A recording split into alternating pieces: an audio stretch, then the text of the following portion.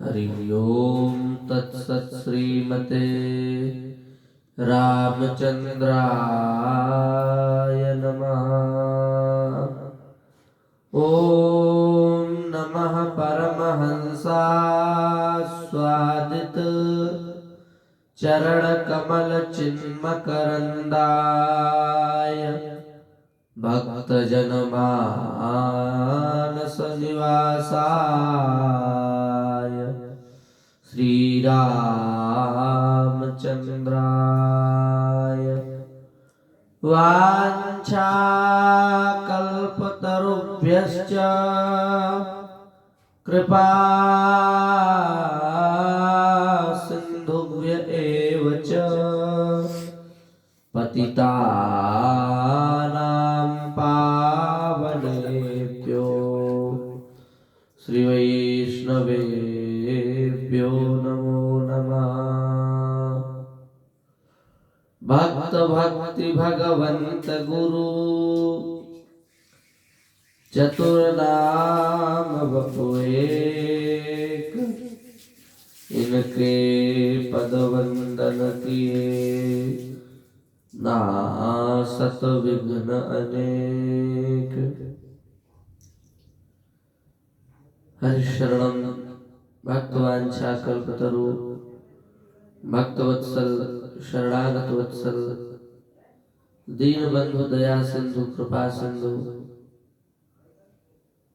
नंदनंदन श्याम सुंदर एवं वृषभानुनंदिनी श्री राधा रानी की माती कृपा करुणा से हम सभी जीव प्रतिदिन मानव जीवन का सर्वोत्कृष्ट फल सत्संग लाभ प्राप्त करते हैं। यह ठाकुर जी की हम सबके ऊपर विशेष कृपा और करुणा है। भगवान की जीव पर कितनी करुणा है, इस बात का अनुभव तभी हो सकता है जब हम भगवत प्राप्त संतों का संग करें।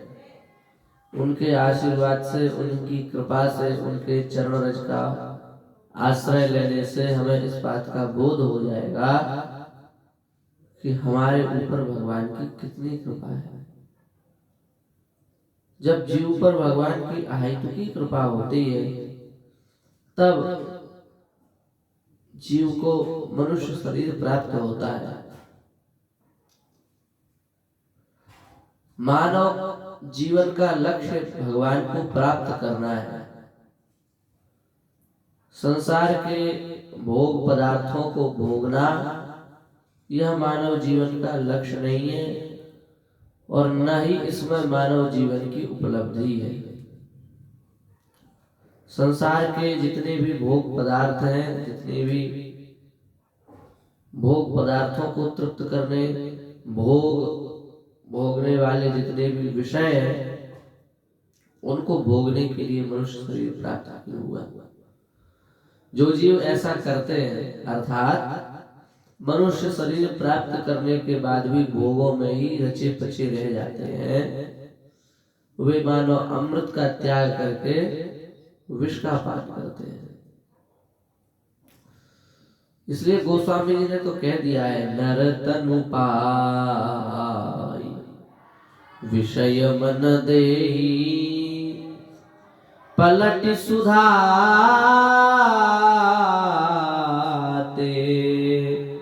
सठ विष लेहि। जो व्यक्ति मनुष्य शरीर को प्राप्त करने के बाद भी विषयों में मन लगाता है, विषयों में चित्त लगाता है, वो अमृत का त्याग करके विष का पान कर रहा है, ऐसा समझना चाहिए। क्योंकि वस्तुतः भगवान के चरित्र में चित्त लगाना यही अमृत है और भगवान के चरित्रों से विमुख होकर के संसार में चित्त लगाना यही विष के समान है। अब देखो, हमारा जन्म हुआ भगवत प्राप्ति के लिए, हमें जन्म मिला भगवान की प्राप्ति के लिए, उनका भजन करने के लिए, उनकी उपासना, उनका साधन, उनके नाम रूप लीला ध्यान के चिंतन के लिए। पर हम लोग भगवान का चिंतन न करके शरीर संसार का चिंतन करते हैं। भगवान में न आसक्ति करके शरीर संसार में आसक्ति करते हैं, भगवान में प्रेम न करके शरीर संसार में प्रेम करते हैं। इसलिए हमारी सारी क्रियाएं भगवान को रिझाने वाली नहीं होती, संसार को रिझाने वाली बन जाती है। हमारी रहनी भगवान को रिझाने वाली नहीं होती, हमारी रहनी संसार को रिझाने वाली होती। आप अनुभव करो, हम विचार करते हैं, हम चाहते हैं कि हमें देख करके संसारी जीव प्रसन्न हो जाए, हम इस वृत्ति से रहें, इस वेशभूषा से रहें, इस रहनी से रहें कि हमें देख के संसार हमारी ओर आकृष्ट हो। पर क्या इसी बात को पुष्ट करने के लिए हमें मनुष्य शरीर पर भगवान ने दिया है? कदापि नहीं। हम उस वेश से रहना चाहते हैं जिस वेश से संसार रीत जाए, पर ये कदापि उचित नहीं है। हमें उस रहने से रहना चाहिए जिससे हमारे प्राण प्यारे नंद नंदन श्याम सुंदर रीझ जाए। संसार को तो लाखों लोग रिझा रहे हैं, करोड़ों लोग रिझा रहे हैं, पर ठाकुर जी रीझ जाए, ऐसा वेश हमको बनाना चाहिए। मीरा जी कह रही है, बाला मैं वैरागिन हुई गई, मैं तो बालापन से ही वैरागिन हो गई हूं। और जावेशा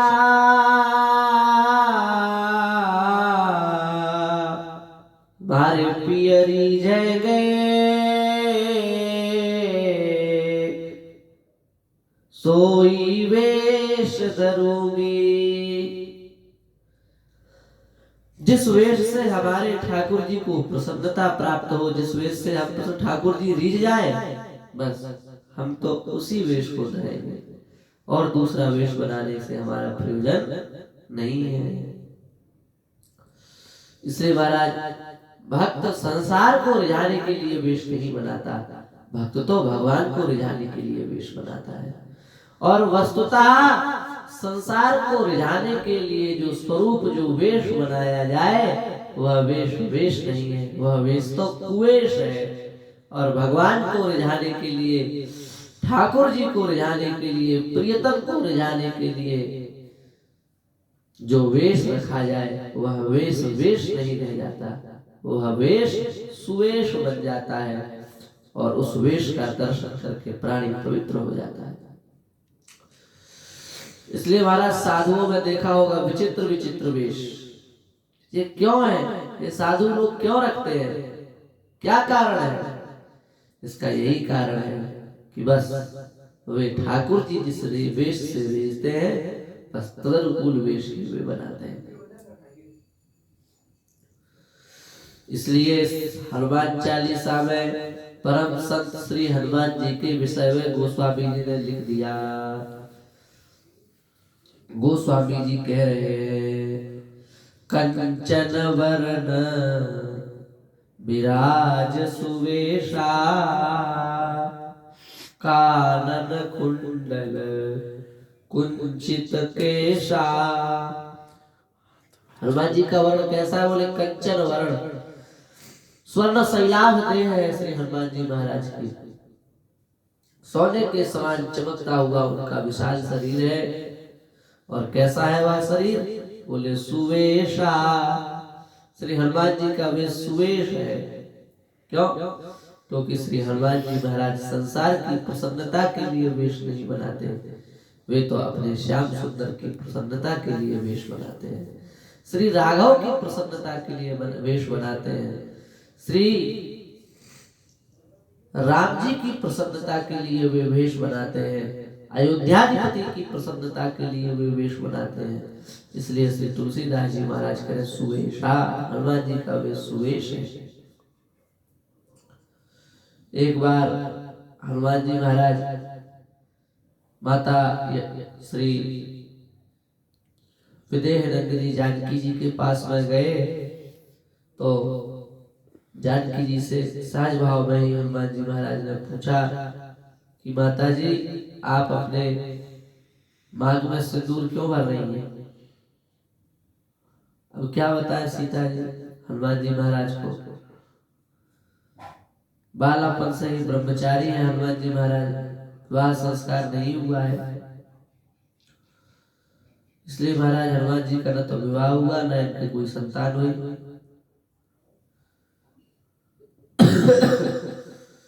कुछ लोग इनकी संतान बना देते हैं मकर ध्वज आदि को, पर वो इनकी बिंदु संस्कार से दो प्रकार के परंपरा होती ना, बिंदु परंपरा नाद परंपरा।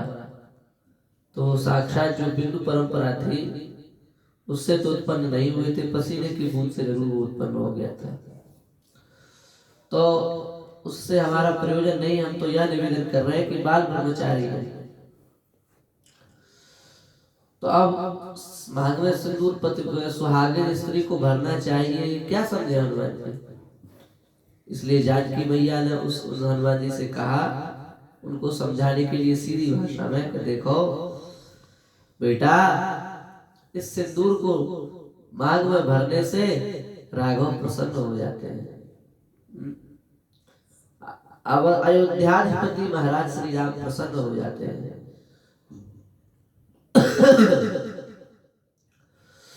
अब यहाँ ध्यान देने की बात है, श्री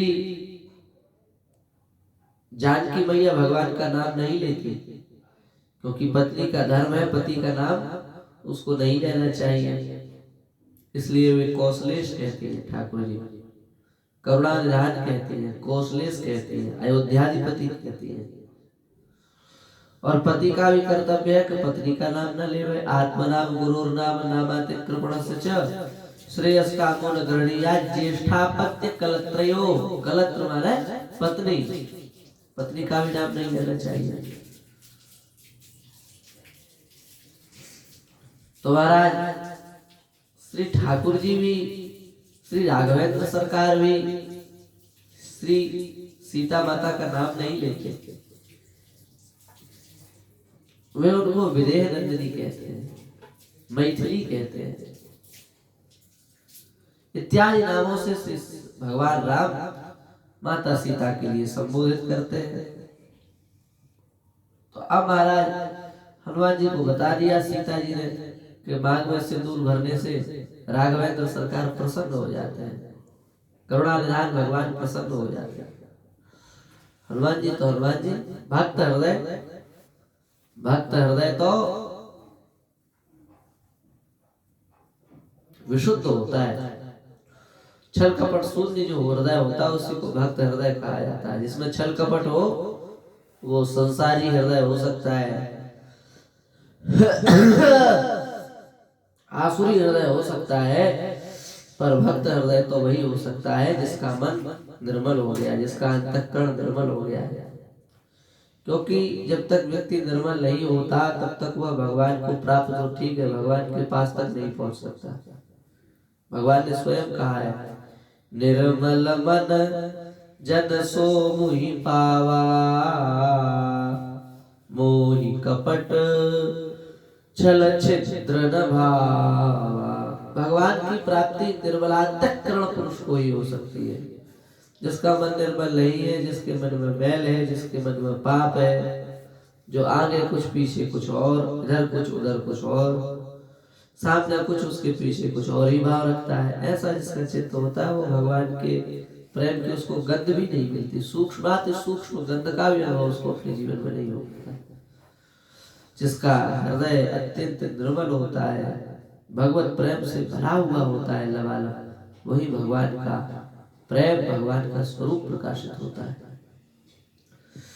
अभी तो देखा जाए तो हमारे हृदय में गंदगी गंदगी भरी पड़ी है, इसकी सफाई करनी पड़ेगी। फिर यहाँ पर सुंदर प्रेम रूपी जल भरना पड़ेगा, अमृत भरना पड़ेगा, और तब आकर के नंदन नंदन श्याम सुंदर यहाँ अपना विहार करेंगे, यहाँ लीला करेंगे। तो हनुमान जी महाराज तो अंतःकरण महापुरुष है। उन्होंने विचार किया कि देखो माता जानकी इतना सा मांग में सिंदूर भरती है और उससे राघवेंद्र सरकार को इतनी प्रसन्नता होती है, तो यदि हम अपने संपूर्ण श्रीअंग में, अथवा वे अपने लिए तो श्रीअंग का संबोधन नहीं कर सकते, इसलिए अपने शरीर में, अपने वपु में यदि हम चंदन इस सिंदूर को लगा लें, तो उससे हमारे राघवेंद्र सरकार कितने प्रसन्न होंगे। महाराज पूरे शरीर में हनुमान जी सिंदूर लगा लिए, पूरे शरीर में, और संपूर्ण श्री अंग में, श्री विग्रह में सिंदूर धारण करके वे भगवान श्री राम की सभा में प्रविष्ट हुए। अब तो महाराज राघवेंद्र सरकार, जो कभी दुख में दुखी नहीं होते, सुख में सुखी नहीं होते, जिनके मुख कमल पर मंदस्मित वदन जिनका निरंतर रहता है, कभी ज्यादा नहीं हंसते, बहुत मर्यादित हंसते हैं राम जी, और न कभी रोते हैं, बहुत मर्यादित रोते हैं। यहाँ तो सब काम मर्यादित है राम जी के, पर आज जैसे ही राम जी ने हनुमान जी को देखा तो खिलखिला करके राम जी हंसने लगे। अब तो हनुमान जी प्रसन्न हो गए, बोले माता आप सही कह रही थी, ठाकुर राम जी रीझ गए हमारे ऊपर, राम जी हमें देख करके प्रसन्न हो गए, बस मैं धन्य हो गया, मैं धन्य हो गया। राम जी ने कहा हनुमान जी आज आपने ऐसा वेश क्यों बनाया, ये तो अशुभ वेश है, इसको देख करके सब आज अच्छा नहीं लग रहा है, आपका चेहरा, आपका मुख अच्छा नहीं लग रहा है, आपका जो दिव्य वक्र था वो सुंदर नहीं लग रहा है, आपने ऐसा वेश क्यों बना लिया। संसारी लोग तो हंस रहे हैं आपको देख करके, उन्हें आपका वेश बड़ा खराब लगा। कि कोई वेश होता है, बताओ, पूरे शरीर में सिंदूर लगा लिया। हनुमान जी ने हाथ जोड़ करके कहा हे भगवान, संसार को रिझाने के लिए हमारा वेश नहीं है, संसार को रिझाने के लिए तो लाखों लोग वेश बनाते हैं, संसार रिझ जाए, करते हैं कि नहीं करते। हम लोग वेश रखते हैं, इतने विधिवत क्यों रखते हैं, संसार रिझ जाए। सुंदर सुंदर शर्ट पैंट ये सब क्या है, संसार को रिझाने के लिए तो है, संसार रिझ जाए। हनुमान जी महाराज ने कहा संसार के सभी प्राणी संसार को रिझाने के लिए वेश रखते हैं, पर हमें संसार को रिझाने से कोई प्रयोजन नहीं है, हमने तो आपको रिझाने के लिए सिंदूर लगाया है। राघवेंद्र भगवान प्रसन्न हो गए, हनुमान जी को हृदय से लगा लिया और कहा कि हे हनुमान जी, आपके जैसा जो वेश बनाता है वह वेश वेश नहीं रह जाता, वह वेश तो सुवेश हो जाता है, उस वेश का दर्शन करके जीवात्मा पवित्र हो जाता है, कृतार्थ हो जाता है। और तब से महाराज हनुमान जी को निरंतर सिंदूर चढ़ाया जाता है, उनकी प्रसन्नता के लिए खूब चढ़ाते हैं। शूर्पणखा का भी वेश बहुत सुंदर था। शूर्पणखा बड़ी सुंदर वेश में आई थी, उसके वेश का वर्णन वाल्मीकि रामायण में विधिवत किया गया है। और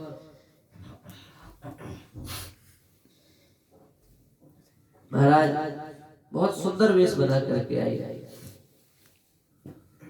पर क्या उसके वेश की प्रशंसा की गई?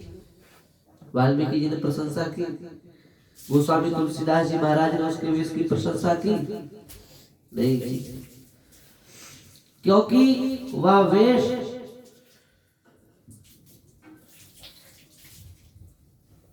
राघवेंद्र सरकार को रिझाने के लिए उसने नहीं रखा था, वह वेश तो उसने एक संसारी प्राणी समझते हुए भगवान को रिझाने के लिए रखा था। इसलिए महाराज जो संसार को रिझाने के लिए वेश रखता है, जो संसार को रिझाने के लिए वेश धारण करता है, उस वेश की तो नाक कान ही काटी जाती है। इसलिए शूर्पणखा के नाक कान काट दिए गए। जो संसार को रिझाने के लिए वेश धरेगा उसकी एक न एक दिन नाक कान कटेगी, पक्की बात है। और जो भगवान को रिझाने के लिए वेश धरेगा उसकी हनुमान जी की समान तीनों लोकों में जय जयकार होगी, ये भी पक्की बात है। निर्णय हमारे हाथ में है, संसार को रिझाने के लिए वेश रखना है कि नंद नंदन श्याम सुंदर को रिझाने के लिए वेश रखना है। ब्रज के तो परम ज्ञानवान प्रेम युक्त, वैराग्य युक्त बड़े बड़े धन संपन्न महापुरुष भी ब्रज में आकर के कैसी रहनी से रहते हैं। ऐसे ही बसिए ब्रजवीथिन साधुन के पनवारे चुन चुन उदर पोषिए सीथिन। ऐसे ही बस ये ब्रजवीथिन, साधुओं के पनवारे चुन चुन करके उनका शीत प्रसादी ले लेकर के ही ब्रज में रहना चाहिए। बस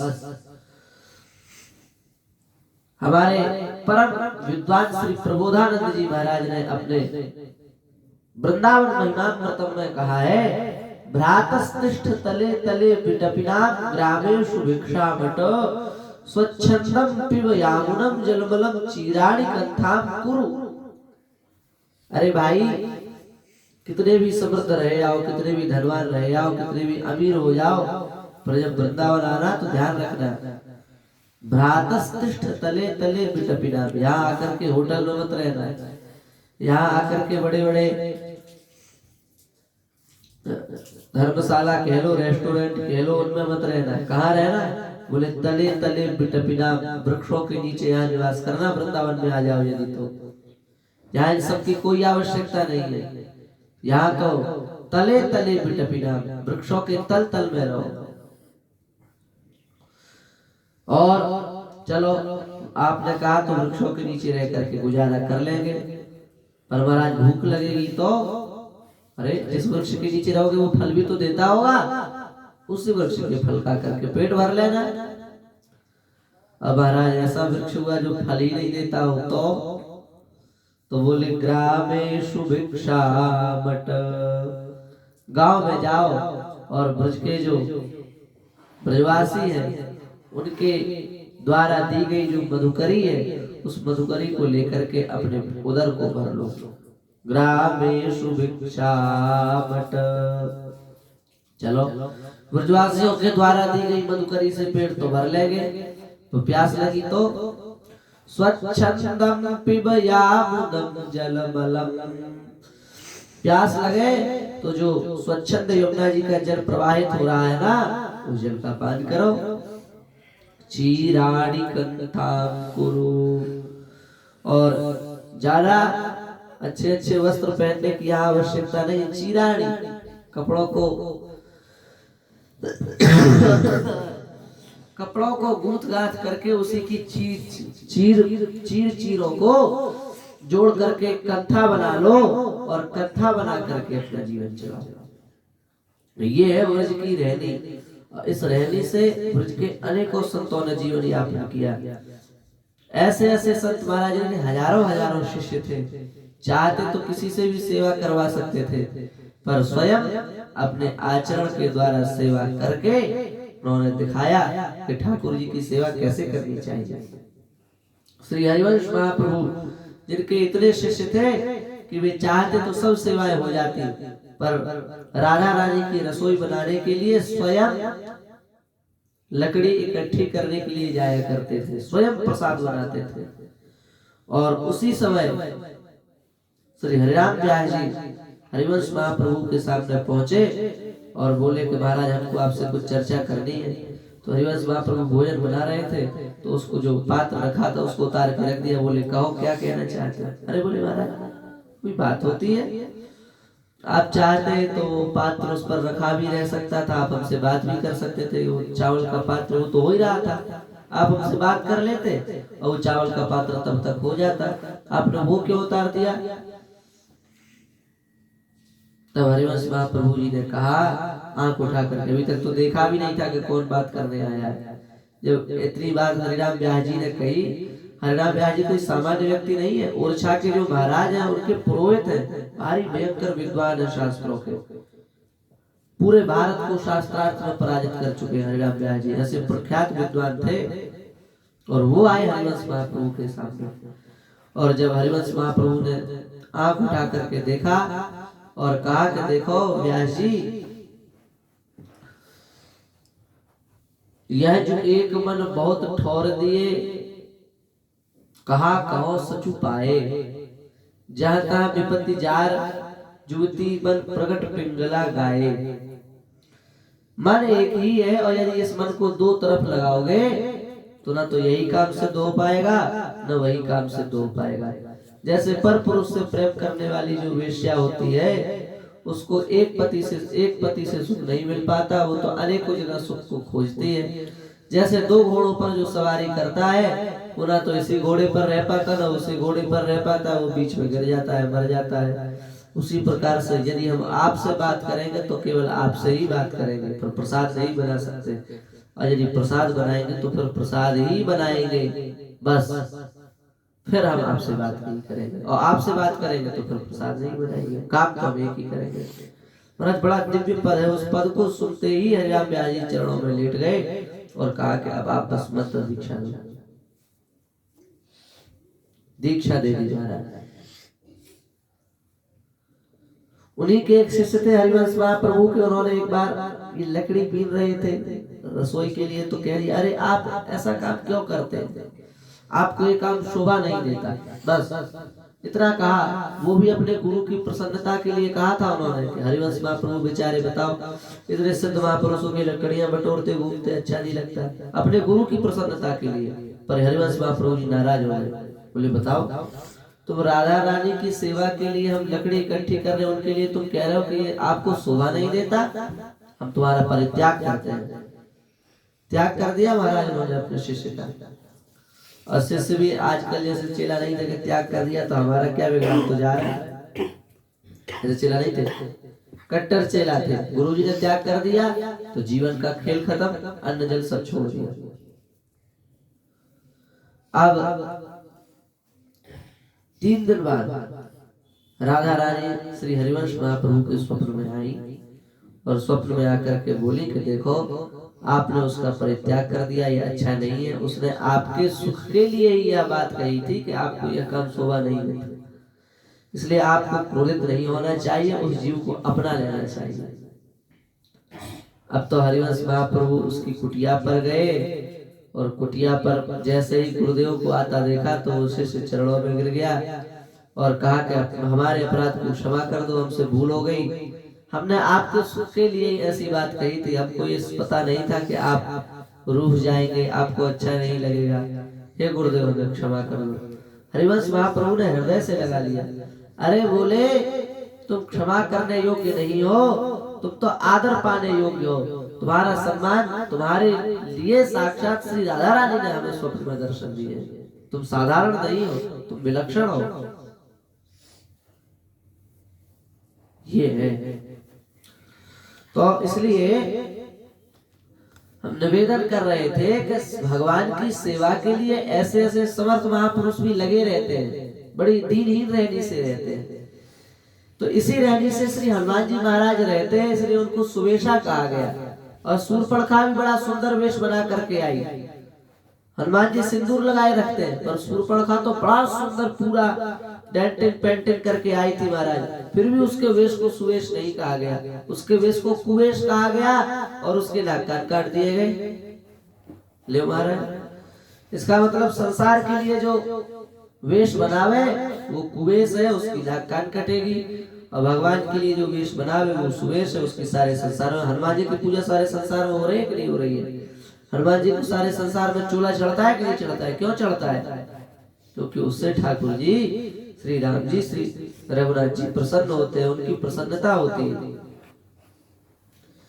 इसलिए कहा गया कंचन बरन विराज सुवेशा, कानन कुंडल कुंचित केसा। कानन कुंडल, अब हनुमान चालीसा की व्याख्या तो करना नहीं पड़ेगा, अभी चौपाई आ गई तो इसकी तो कर ही रहे। कानन कुंडल, कानन कुंडल का मतलब क्या होता है? हनुमान जी के दोनों कानों में कुंडल है। अरे साधारण पुरुष हो तो उसके साधारण कुंडल, पर हनुमान जी महाराज है तो साधारण कुंडल तो इनके हो नहीं सकते। इनके कुंडलों की विशेषता क्या है? बोले इनका कुंडल हीरा मोती जैसा कुंडल नहीं है सामान्य, इनका पहला कुंडल है कीर्तन और दूसरा कुंडल है कथा। बस यही दोनों कुंडल श्री हनुमान जी महाराज के। कानन कुंडल कुंचित केशा। अर्थात भगवान की कथा और भगवान के कीर्तन, भगवान के नाम का कीर्तन, यही श्री हनुमान जी महाराज के कुंडल है। इन्हीं कुंडलों को श्री हनुमान जी महाराज धारण करते हैं। इसलिए कहा गया यत्र यत्र रघुनाथ कीर्तनम तत्र तत्र कृतमस्तकांजलिं बाष्पवारि परिपूर्णलोचनं मारुतिं नमत राक्षसान्तकम्। जहाँ जहाँ भगवान की कथा होती है वहाँ वहाँ श्री हनुमान जी महाराज अश्रुपूरित नेत्रों से कथा सुनते हैं। बाष्पवारि, हम लोग ढेड़ा जैसे कथा सुनने बैठ जाते हैं, न भाव आता है न चाव आता है। अच्छी बात कह रहे हो तो हंसी भी नहीं आती और दुख की बात कह रहे हो तो रोना भी नहीं आता। बैठे हैं, हमने बताया था ना उस दिन अवर और प्रवर, अवर श्रोता में ऊंट बताया था ना एक, हाँ बस वैसा ही है। नहीं बैल, उसको मीठी खट्टे का स्वाद ही नहीं आता, उसको तो पेट भरने से मतलब है। ऐसे ही जिस श्रोता को केवल अपना बस टाइम पास करना है, हो नहीं रहा था, घर में लड़ाई हो रही थी, क्लेश हो रहा था, तो यहाँ भाग गया, यहाँ आके टाइम पास करने लगे। बैठे आराम से घूम रहे, चल रही है कथा, हंस की प्रसंग आ गई, सब हंस रहे तो हंस दिया, सबने ताली बजाई तो अपन ने भी बजा दी, सब रोने लगे तो अपन भी रोने काई को लगे, देखने लगे मुंह के अगल बगल वाले रो रहे तो अपन भी ऐसे बैठ गए बने होकर।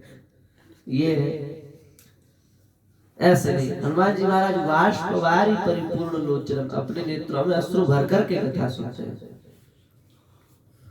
मारुतिं नमत राक्षसान्तकम्। और दूसरा कुंडल क्या है? कीर्तन। मजीरा लेकर के श्री हनुमान जी महाराज प्रेम पूर्वक श्री राम जय राम जय जय राम, श्री राम जय जय राम, श्री राम जय जय राम, श्री राम जय जय राम, श्री राम जय जय राम, श्री राम जय जय राम, श्री राम जय जय राम, श्री राम जय जय राम, श्री राम जय जय राम। ऐसा कीर्तन करते हैं, मजीरा लेकर के संकीर्तन करते हैं, और उसी में कोई बिगड़ डाल दे तो उसको भी काख में दबा लेते। जब तक संकीर्तन करेगा तो तुम भी सुनो बेटा, कहीं जाने आने वाले नहीं हो, संकीर्तन का आनंद लो। श्री राम जय जय राम करते आनंद से, क्या पड़ी है।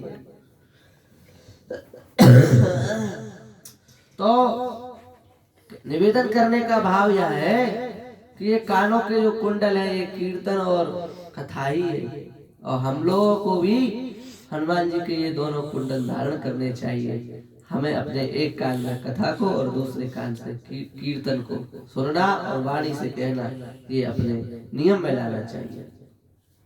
इसलिए भैया उसी वेश को हमें रखना है जिस वेश से हमारे ठाकुर जी को प्रसन्नता हो। संसार को रिझाने के लिए वेश नहीं रखना है, और यदि संसार को रिझाने के लिए वेश रखोगे तो फिर आप जानते हैं शूर्पणखा का क्या हाल हुआ था, वही हाल आपका हो जाएगा।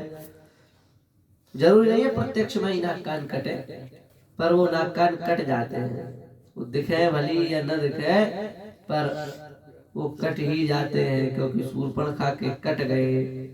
गोस्वामी जी नहीं लिखते तो पता चलता किसी को शूर्पणखा की नाक कान कटी थी, पर कट गई ना। ऐसे ही हम लोगों के भी कट जाते हैं सबके। अब जरूर थोड़े नहीं हर इतिहासकार हमारा नाम लिखे तभी हम माने कि हमारे नाक कान कटे थे, तो कट गए। इसलिए आज एक चौपाई की व्याख्या कंचन भगवान चाहेंगे तो प्रत्येक हनुमान चालीसा की जो 40 चौपाइयां हैं, प्रतिदिन एक चौपाई की व्याख्या हम करने का प्रयास करेंगे आगे। पर आज तो बस इसी चौपाई की व्याख्या करते हुए, और आज का जो विषय था उसमें ये समझाया गया कि भगवान को रिझाने के लिए वेश रखना चाहिए, हनुमान जी को चोला क्यों चढ़ता है इत्यादि विषयों पर चर्चा हुई। इसी भावना के साथ में भगवान के परम दुलारे लाडले प्यारे भक्त श्री हनुमान जी महाराज के चरणों में प्रणाम करते भये, ठाकुर जी के चरणों में प्रणाम करते भये हम अपनी वाणी को विराम देना चाहें।